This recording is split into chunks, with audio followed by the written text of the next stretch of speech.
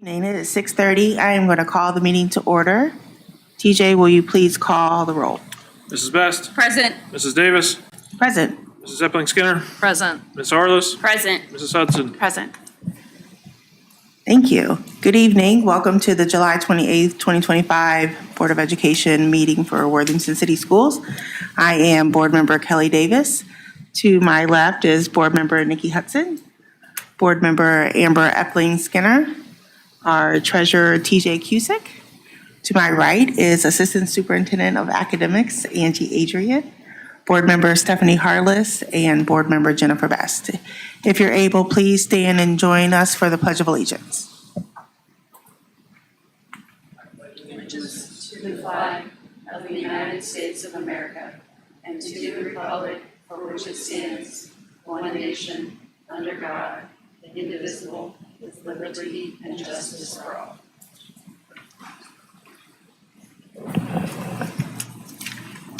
Okay, thank you. May I please have a motion to approve the agenda for tonight's meeting? So moved. Second. Are there any questions or adjustments? TJ, will you please call for the vote?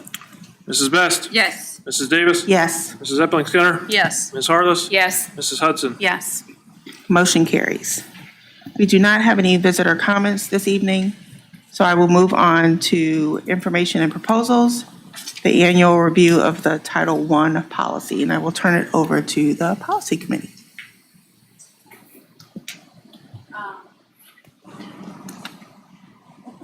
You guys have, well, the annual review is something that we have to do on an annual basis, so there aren't any changes there. Let us know if you have questions.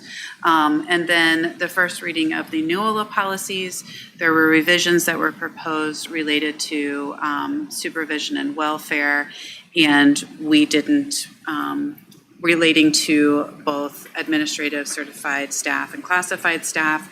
Most of it is, well, it's things that we do anyway, and it's nothing that we felt like we needed to repeat within our policy, so we left those as is. I think it was. Stephanie, I was just going to say, jump in if I'm missing anything. I think it was just that they were changes to things that we didn't currently have in the policy. Exactly. So we Exactly. are not adding it to the policy. And then we made modifications working with the administration to our communication devices. Although pursuant to the law, we don't have to have that in place until January. The thought was we would be best suited as a district, best served as a district to be consistent throughout the school year. And so we went ahead and made those changes up front. And then the final one, 5350, I'm trying to remind myself, I think those again was Neola recommended changes. The second attachment is Thank you. 5136. So we had, that's That's communication. Yeah, communication. Yep. So we met and Trent and his staff had already talked about kind of the language that they wanted to see in the policy. Neola released their suggested policy after we met. We decided to move forward with the suggested policy from Trent and his team because it mirrors what we already had in place for middle school, which makes us compliant. The Neola policy is pretty robust, and there wasn't necessarily anything we disagreed with, but I don't think that those are things that we need in our policy itself, that they can implement those outside of board policy. This just keeps us compliant. Yeah, somewhat similar to those first changes that Neola had recommended. Like, these are things that we do, we are compliant. We, like Stephanie said, it just mirrors what we have in place for middle school. And then there were Neola recommended changes related to 5350, student health, well-being, and suicide prevention. And you can see the recommended changes that we adopted there. And I believe Again, those changes were because of an update in law, yes? I think so. I'd have to go back and check my notes. No, not the cell phone, the mental health. Well-being and suicide prevention. Correct. Yeah. Yes. And once again, ones that I actually think were ahead of the game, but we just decided to go ahead and implement so that we are consistent going into the school year. Yep. And these also, just so you know, Trent reviewed this one, 5350 with Nathan, and so they made a couple changes based on what they know. So it's been, it went beyond us prior to us, so it should be better. Yeah. Which is standard. I mean, Yeah. rest assured that's standard practice.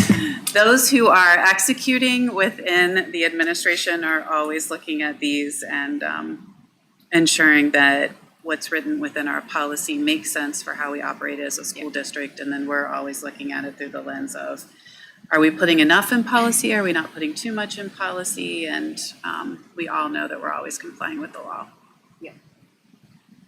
Nice tag team. Any questions for us? I have one. Yes. So on 1613, Yes. student supervision and welfare. So this came up at the OSBA session we went to today about the budget bill because there was something that was in the bill about this, and I'm assuming this is why our policy is now compliant, but I'm just flagging this as Sure. they did say that this is possibly going to get rolled back. Oh, So well, just flagging this for Okay. that's good another news. discussion.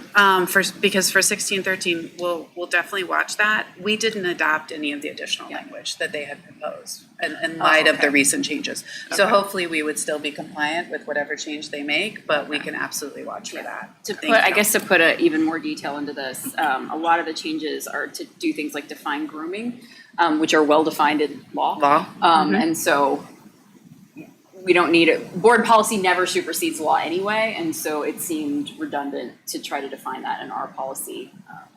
So. Do you want to provide more color around what they shared related to that they may be voting to change it already? What was it, Kelly? You were there too. I'm trying to find it in my They notes. talked about making updates in the fall, fixing it. It's with the Yeah. language that they use. It didn't go into a lot of detail, and it was just this morning. But You're fine.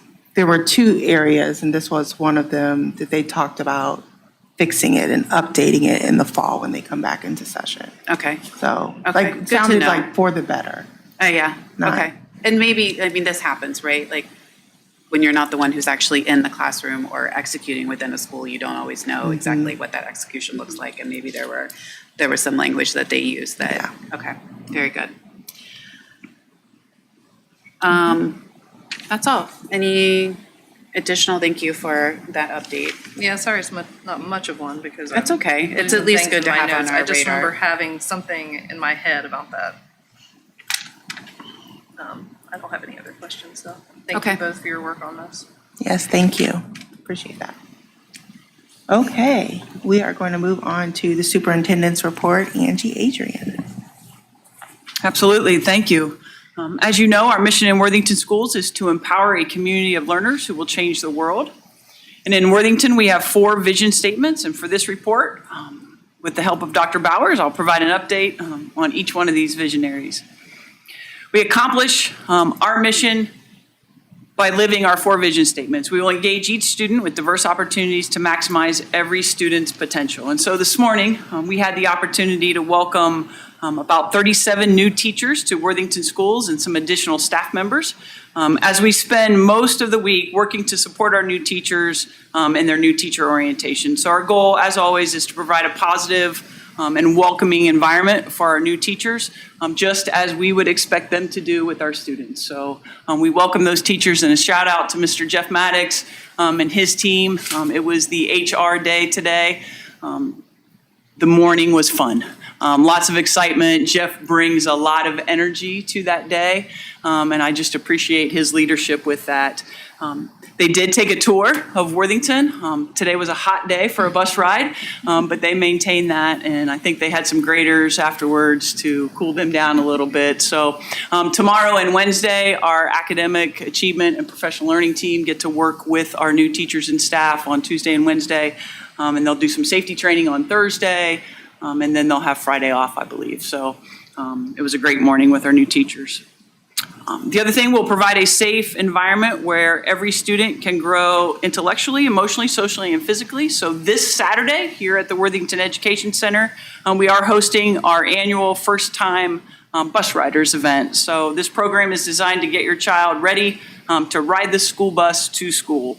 So activities will include bus tours and rides given by Worthington drivers. Children will be able to see under the hood of a bus, turn the steering wheel, and learn how to board and exit the bus safely. Staff members from our preschool and elementary schools will be available to meet at certain times. If you can, try to plan to stop by during your designated time. And if you can't, that's okay. Come when you can. So we have 9 to 10, Bluffsview, Granby, Sutter Park, and Wilson Hill.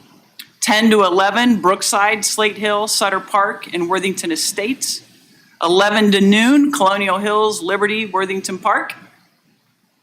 Noon to 1, Evening Street and Worthington Hills.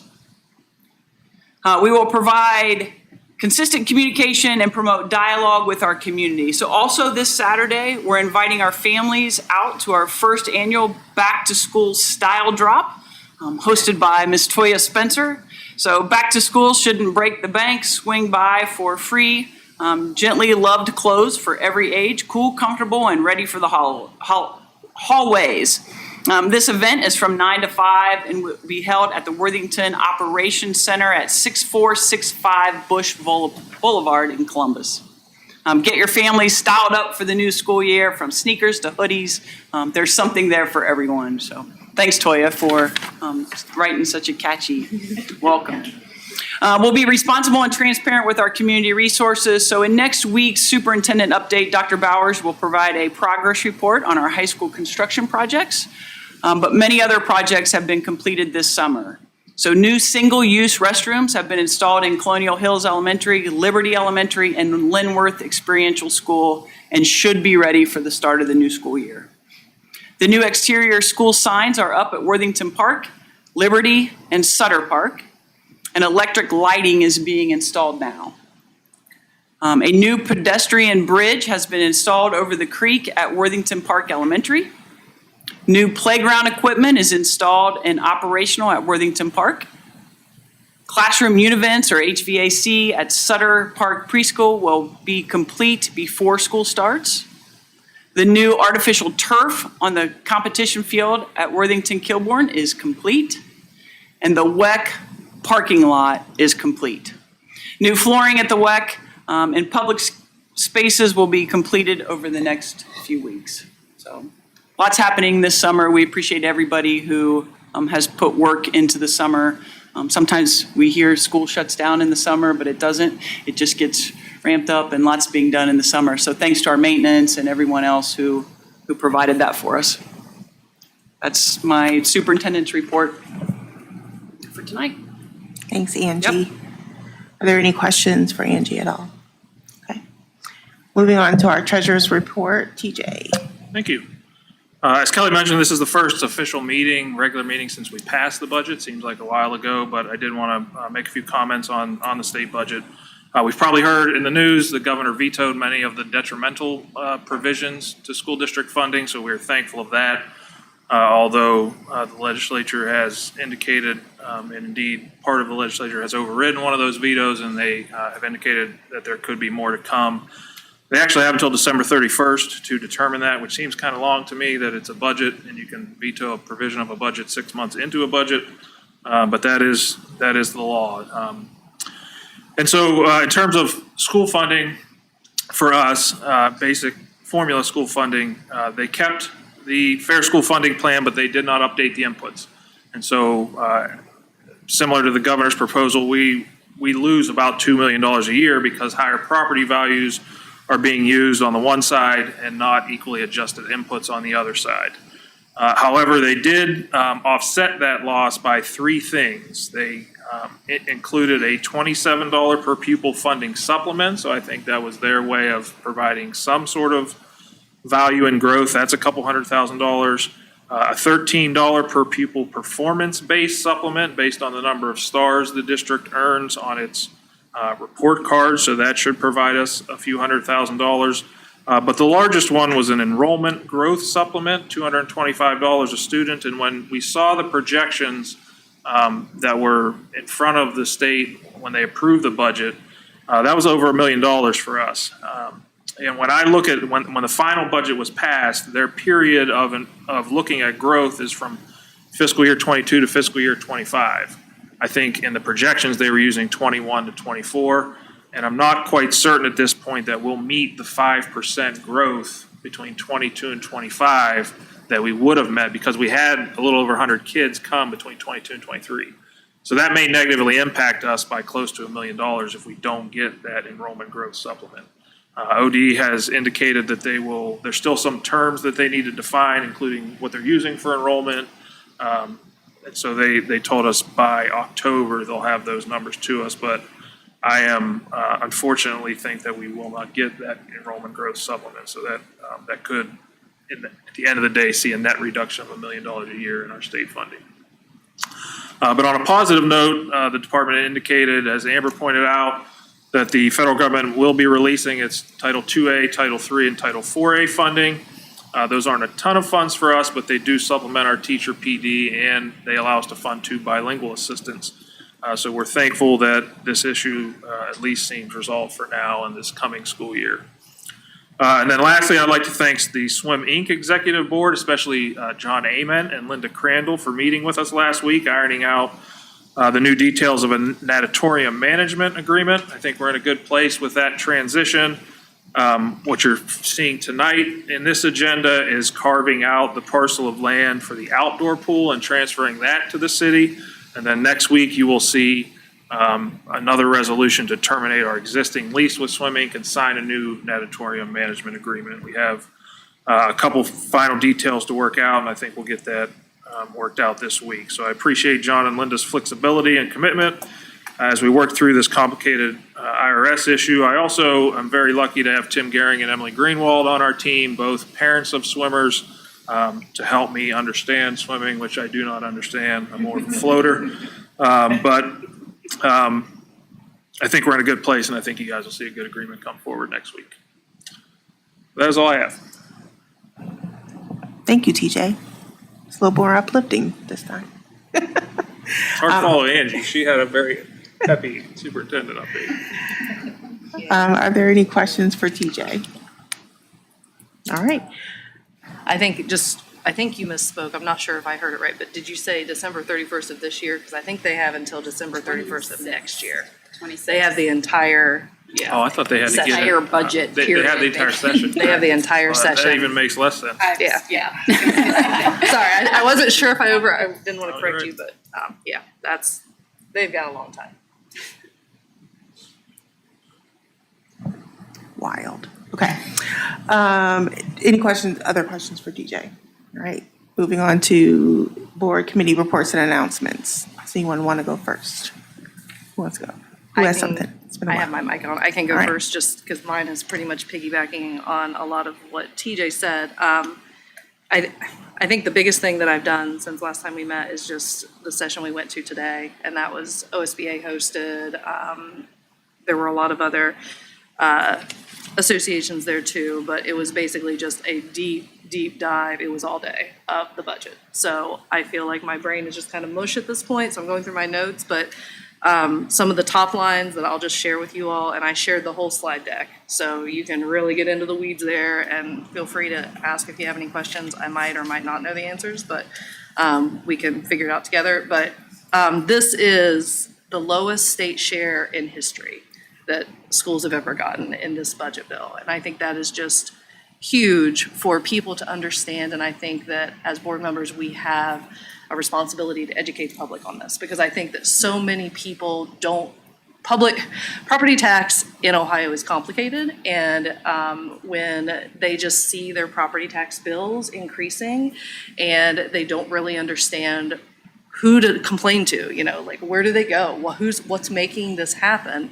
And the schools are an easy target because we're the ones that constantly have to go back to the ballot for the levy. So, but as it was discussed a great bit today by the lawmakers who were there as well, that, the state has the capacity to increase our state share, but they have chosen to decrease it year after year and not implement the third phase of the fair school funding, which was passed to rectify the fact that we have unconstitutional, you all know this, but I'm just, sharing for the masses here.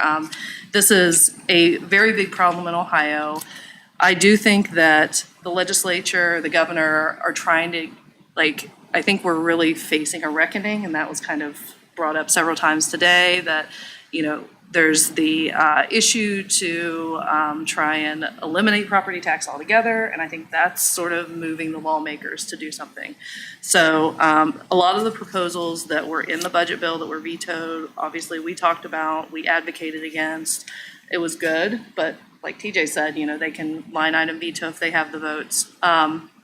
But a couple other things that came out in relation to vouchers, when you look at the number of students who public schools educate versus the ones who are educated in the community schools or the JVSDs, which I don't remember what that stood for, or the vouchers, it's such a small. Vocational schools. Thank you, thank you. Yes, that's it. Small proportion compared to the broader students who are educated by the public schools. And, that's just like lopsided too, right? One thing that I do think maybe as we, because the three issues that they flagged for line item for veto overrides, one of the ones that TJ mentioned was about the county budget commission, which I didn't even know what that entity was until all this. It's a 3-person panel that is made up of the county prosecutor, the county treasurer, and the county auditor. And every county has one. And what this would do is we would have to, correct me if I'm wrong, TJ, we would have to, if we wanted a levy, we would have to get approval by every county that our district touches. So it wouldn't just be Franklin County, it would be Delaware, it would be all the other ones. So I almost wonder if we need, we have our liaisons for the municipalities and the townships. I almost wonder if we need to start thinking about like county liaisons that the board should have just to try and nurture relationships or. I think what they talked about was if your district is in multiple counties, that you would have to deal with multiple county commissions. But because we're just in Franklin County, we would only have to navigate. Oh, we're only, Franklin okay, County we commission, just have yeah. Western, so they are municipalities, Yeah. okay. We are not only Okay. tangent. One county, Yes, but just multiple one. municipalities. Like Dublin has 3, Westerville. I think Okay, has well, that makes 2. me feel a little better, because when I Yeah. heard that today, I was thinking, oh my, Yeah. we're going to have to start advocating to all these different counties, no, you're right. No. Okay, so I think those are all the notes I had, but there was just a lot. But I think the takeaway is the advocacy was helpful and successful, and, thank you to everyone in our community who used our resources that we put online to advocate for public education here in Worthington, but the fight's not over. I mean, we've still got another year and a half before the legislative session is over, and these vetoes could potentially be overrode, or other bills could pass. So, gotta stay updated. So that's all I had, I think. Did they touch at all, because I know it was just state budget, but because its fingers get in there, did they talk at all about any of the property tax bills that are sitting right now? They went through and flagged kind of the good and the bad. Yeah. And I'm the good one that they basically lifted up as number 1 was the circuit breaker. Yeah. And that's Senate Bill 271, that's Blessing's bill. Senator Blessing and Rep. Sweeney were there today speaking to us. But they said that was the circuit breaker. It's modeled after Michigan's. It's for incomes below $60,000. It's an estimated cost of $820 million to the state each year. But, how much are we throwing at vouchers and everything? So that was the best one. There are a lot of terrible ones that they flagged, like the inside millage one. They went through just kind of, which I know Trent has spoken to that a lot. That 335, do you? House Bill Okay. 335, yep. It would be $3.961 billion across all local governments, that would be a loss. 1.991 billion of that would be K through 12. The speaker was Dr. Fleeter. I can't think of his first name. You've probably heard him. Howard, thank you. But he made the comment, he said that in his 30 years of doing this, he would never think that inside millage was touchable. But here we are. Here we are. The cash balance cap, obviously they flagged that one as being terrible too. The Is that in a empowerment, standalone bill now? it was before, it was House Bill 96. Okay. So they had talked about during the budget process, that was, sorry. It was in the budget, My yeah. brain is, yes, that was in the budget. Okay. Yeah, so that was the clawback of the property taxes that exceed a certain percentage of operating expenses. So it went from like 50 to 40 to 30 to gone. Or well, it wasn't gone, the governor vetoed it. It passed. They also talked about, also in House Bill 96, it empowers the county budget commissions, which I said, but they talked about how that is just so anti-democratic because, you know, these are voter-approved levy funds, and then you have a 3-person panel that has the power over the voter to determine whether or not that's unnecessary, excessive, or unneeded is the language in the legislation. There's the piggyback homestead exemption. That was House Bill 96 too. That's the one that allows commissioners to double tax credits with no state or local government reimbursements. Mainly the ones they were flagging, they were bad. They lifted up what was it? There was something else, Kelly, that they said was a decent So the reason I remedy. ask, and this is, I mean, just because we're all physically at the table and can now have this conversation. So did you guys see that Westerville is putting up an income tax on the ballot in November? The only reason I asked you specifically about 335 is I was just wondering, TJ, you probably have more insight, if somebody knew something, like if they had heard that it was likely to pass and that's why they felt like they had to get ahead of things, or they're just, I mean, they may have a whole other strategy there. That's really interesting to me because I'm not saying it's interesting just I want to know what's happening behind the scenes sort of thing. I mean, Westerville's in a little bit different position because they failed. Yeah. How many? Is it just 2? 1? Yeah, I mean, obviously, I don't want to speak for Westerville or their board's decision-making. I do know they had some lengthy discussions on whether to do that or not. Okay. And ultimately, I think what folks down at the State House are telling schools out in the public are, hey, look for alternative ways to tax besides property, and I think their board listened to that a little bit, is my guess. We'll see what happens, but I don't think the decision about Inside Mills leaning played into that, if that's what you're asking. The slides, and I don't remember what they say, sorry, but the slides do include something about income tax levies and maybe potentially becoming more regular than they don't really happen that often really at all, but they did, it does touch on that in the slides a little bit. Yeah. There's a lot of, when we are forced to piecemeal our strategies, it actually potentially hits people harder because like of the income tax versus property tax. Like if I work in Westerville and I live here, I'm going to end up paying twice, right? So it's just, and I'm not saying they're doing anything wrong. It just, as we process through what options we have, it just makes it challenging. It's hard too, just the uncertainty of constantly having Right. all these proposals Right. in front of us. So we see it's like choose your own adventure, like how this could all go. And none of them are great. And then not being able to plan for anything, maybe none of them happen, but maybe some of them do. Right. And Yeah. so one other thing that I didn't mention, so the governor created this task force, study group, whatever he's calling it. They met for the first time on July 24th. The timeline they've been given is kind of aggressive. It's the end of September. They want some type of conclusion or something.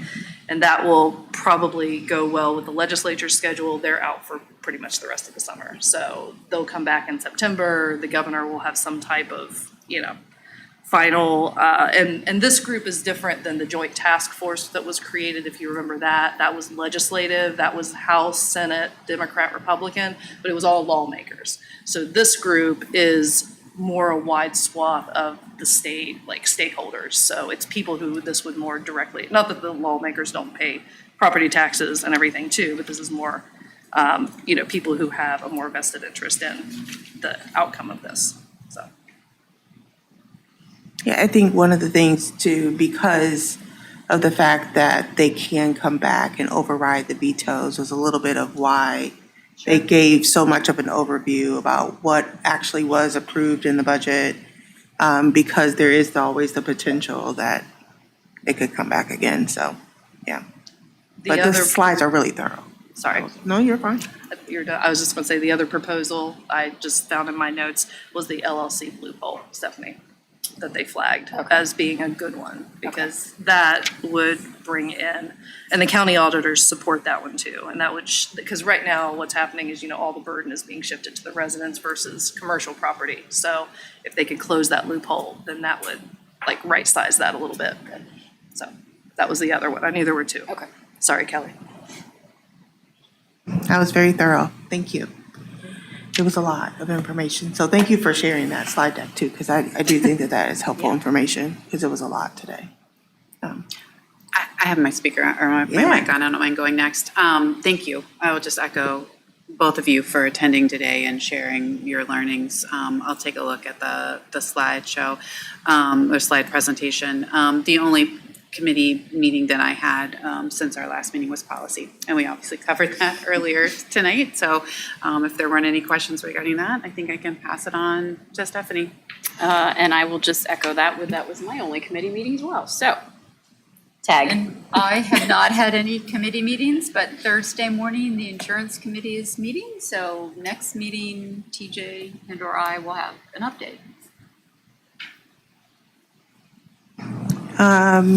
Let's see.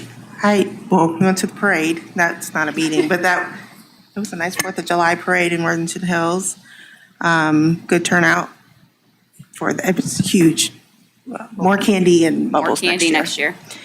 I did attend a meeting with our administrators, with Dr. Bowers, Emily, Mr. Almondson, me, and Toya, and we talked about the student proposal about a student board representation. And so we're still working out some conversations with that. And Toya has some great ideas that she's going to present at our next meeting, so a week from today. Okay. Right? So Amber and I are meeting with Toya again on Wednesday at some point. And so we will have more information about like how, when you have the administrators and people in the building that would actually have to put into place a proposal and working that out. And so we'll come back on the 4th with more information about what that would look like, what that could potentially look like, and get your feedback and assessment on that as well. I did go to a conference in Arizona, which was really good. I haven't gone through all my notes, but it was, I don't want to say just like any other conference, but it was just like another conference where you go and you have different sessions and you want to go to 2 sessions in the same time slot and you can't. But talked about like board communication, superintendent and board member relationships, how to engage in community input and gather that information. So I'll gather a more thorough report when I go through my notes better to feedback. But it was really good. I would highly recommend School Board Partners is the organization that I've been doing the cohort through. And so that was like the end cap of my 6-month program.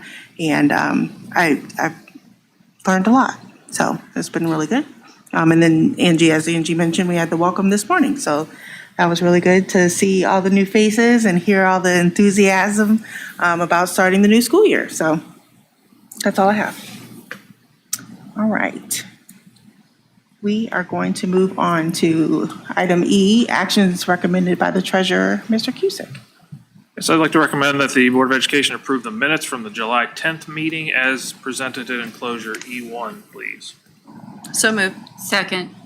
It's been moved and seconded. Are there any questions about the minutes? Okay, TJ, will you please call for the vote? Mrs. Epling Skinner. Yes. Ms. Harless. Yes. Mrs. Hudson. Yes. Mrs. Best. Yes. Mrs. Davis. I'm going to abstain. Motion carries. All right, actions recommended by the treasurer, new business. Yes, I'd like to recommend that the Board of Education approve the resolution authorizing the execution of a real estate purchase agreement, access and parking easement, and temporary construction easement with the City of Worthington regarding the outdoor pool complex located on the site of Thomas Worthington High School, as indicated in enclosure F1. So moved. Second. It's been moved and seconded. Do you have any questions for TJ regarding? I I have one question. I know we talked a lot about just kind of the tiered rates, and I was just wondering if there was background on how we got to the 15% number. I think I asked that question, it was related, they backed into how it is now. Okay. And I think that's how they were gonna at least keep it that way, so that we didn't lose anything, I think. Okay. Was the way that was structured. Okay. Thank you. Are there any other questions? Okay, TJ, will you please call for the vote? Mrs. Epling Skinner. Yes. Ms. Harless. Yes. Mrs. Hudson. Yes. Mrs. Best. Yes. Mrs. Davis. Yes, motion carries. Moving on to item 6, personnel consent agenda, Angie Adrian. Yep. I would like to recommend that the Board of Education approve the consent agenda, items G2 through G9. Action by the Board of Education and adoption of the consent agenda means that all items listed under the consent agenda are adopted by one single motion unless a member of the board or the superintendent requests that any such item be removed from the consent agenda and voted upon separately. Items G2 through G9. So moved. Second. It's been moved and seconded. Are there any questions or comments? TJ, will you please call for the vote? Ms. Harless. Yes. Mrs. Hudson. Yes. Mrs. Best. Yes. Mrs. Davis. Yes, Mrs. Epling Skinner. Yes. motion carries. Item H, actions recommended by the superintendent, new business. Angie. I'd like to recommend a motion to accept the donations from the individuals and organizations listed below and to extend the Board of Education and Administration's appreciation to the individuals and members of these groups for their generosity and their support.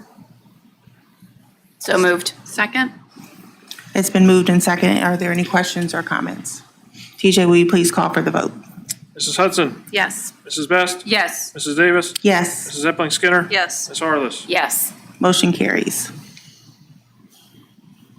I'd like to recommend that the Board of Education approve the resolutions confirming the impracticality of busing newly enrolled students as declared by the superintendent to the following schools listed on your agenda. So moved. Second. Okay, it's been moved and seconded. Are there any questions or comments? Seeing none, TJ, will you please call for the vote? Mrs. Best. Yes. Mrs. Davis. Yes, Mrs. Epling Skinner. Yes. Ms. Harless. Yes. Mrs. Hudson. Yes.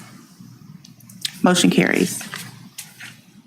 Moving on to item I, I'd like to ask for a motion to approve the membership to the Ohio Coalition for Equity and Adequacy of School Funding. So moved. Second. It's been moved and seconded. Are there any questions or comments? Okay, TJ, will you please call for the vote? Mrs. Davis. Yes, Mrs. Epling Skinner. Yes. Ms. Harless. Yes. Mrs. Hudson. Yes. Mrs. Best. Yes. motion carries. Are there any requests, questions, or concerns from the board? Nope. All right.